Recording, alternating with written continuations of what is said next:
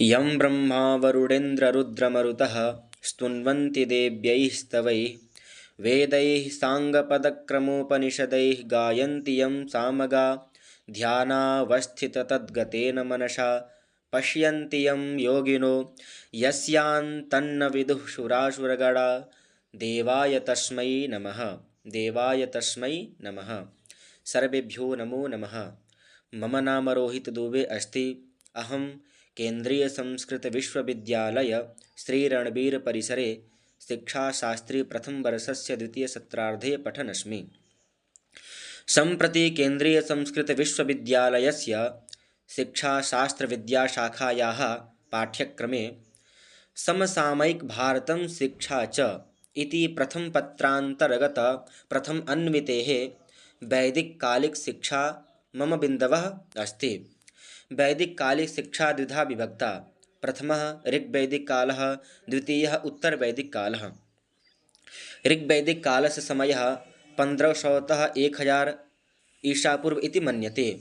उत्तरवैदिककालः 1000 तः 600 ईसापूर्व इति मन्यते।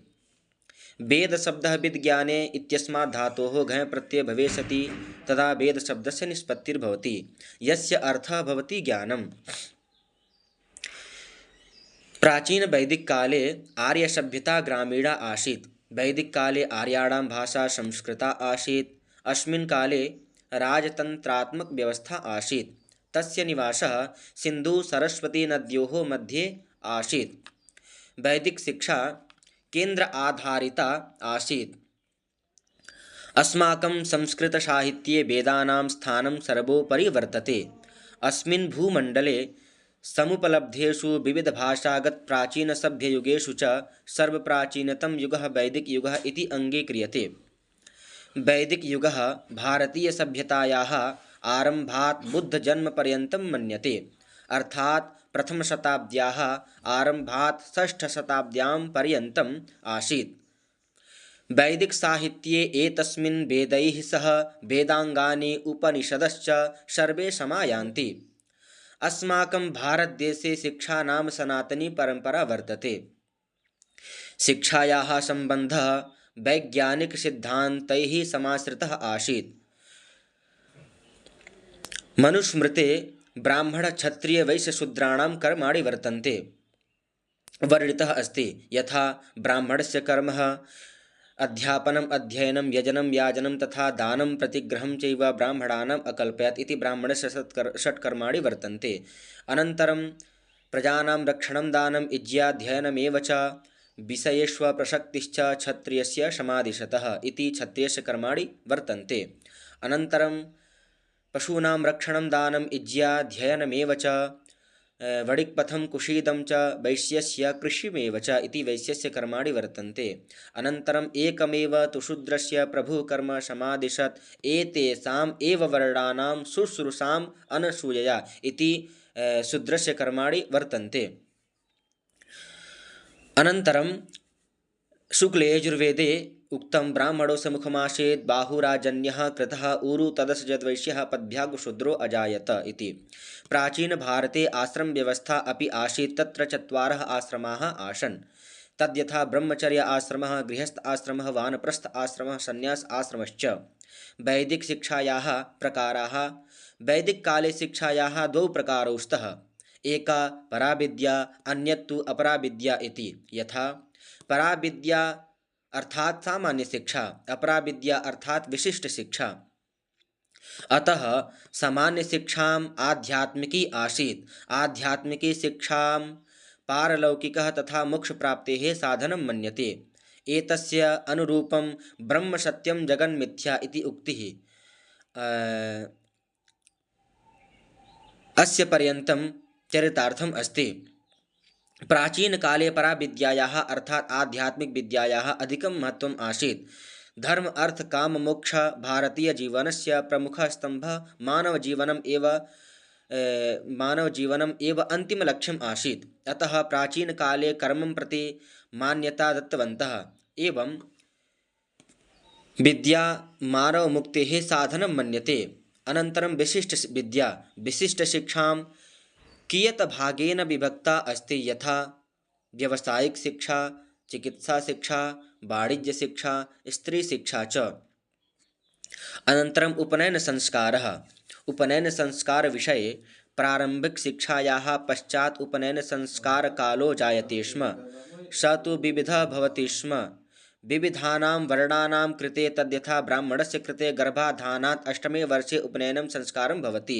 अनन्तरं क्षत्रियस्य कृते 10मे वर्षे उपनयनसंस्कारं भवति।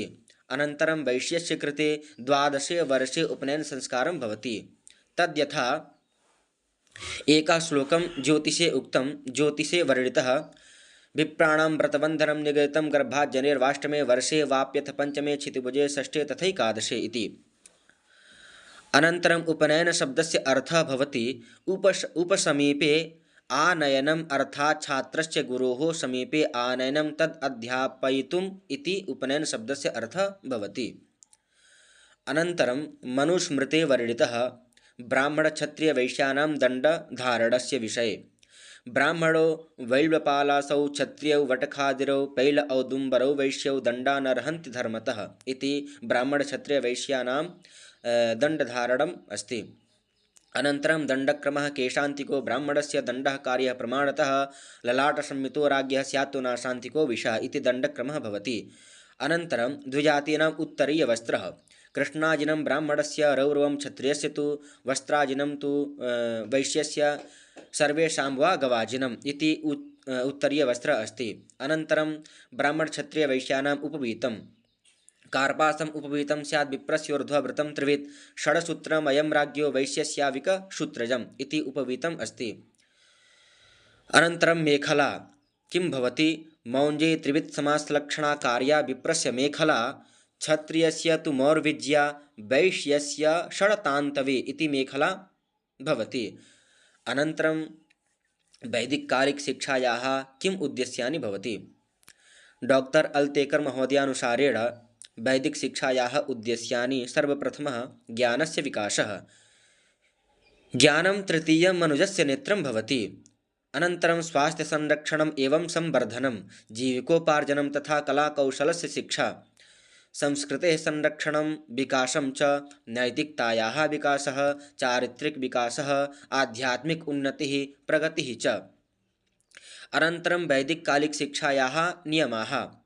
वैदिकशिक्षाप्रणाली बहु उत्तमा आसीत्। शिक्षां प्रदातुम् आचार्यैः छात्रेभ्यः विभिन्ननियमाः निर्धारिताः आसन्।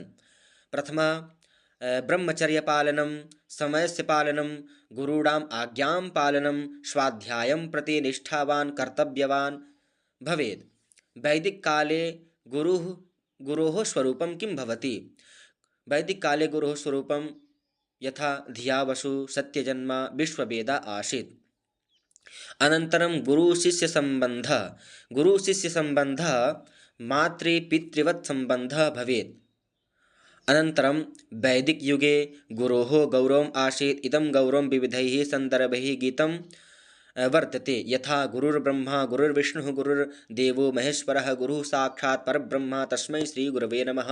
अखण्डमण्डलाकारं व्याप्तं येन चराचरं तत्पदं दर्शितं येन तस्मै श्रीगुरवे नमः। वैदिककाले परीक्षाम् एवं उपाधिं।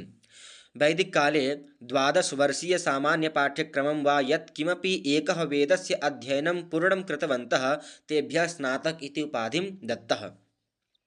अनन्तरं 24 वर्षीयपाठ्यक्रमम् अर्थात् 2 वेदौ अध्ययनं पूर्णं कृत्वा तस्य वसु इति संज्ञा दत्तम्। अनन्तरं 36 वर्षीय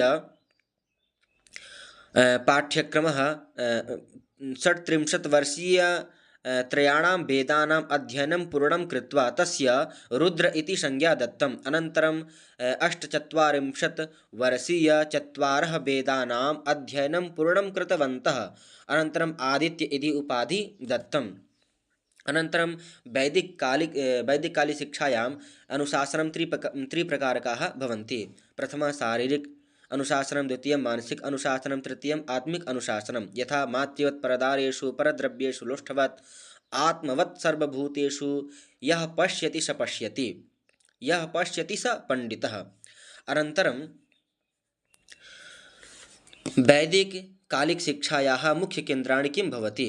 वैदिककालीन शिक्षा याः मुख्यकेन्द्रः प्रथमः तक्षशिला, पाटलिपुत्र, मिथिला, धार, कन्नौज, नासिका, कर्णाटक, काञ्ची इति प्राचीनवैदिककालिकशिक्षायाः मुख्यकेन्द्राणि भवन्ति।